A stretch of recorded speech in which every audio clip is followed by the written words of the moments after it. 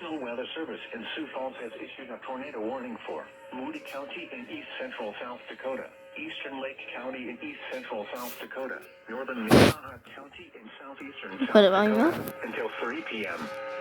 At 2:13 p.m., a severe thunderstorm capable of producing a tornado was located near Chester, or 12 miles southeast of Madison, moving northeast at 35 miles an hour. Maybe a dangerous situation for this outlook.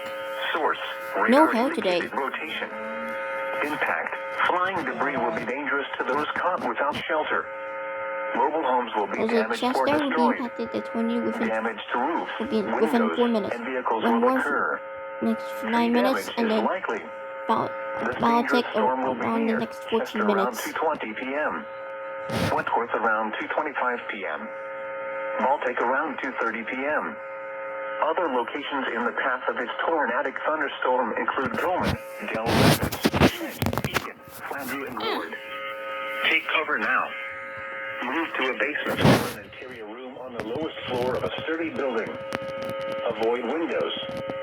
If you are outdoors, in a mobile home, or in a vehicle, move to the closest substantial shelter and protect yourself from flying debris.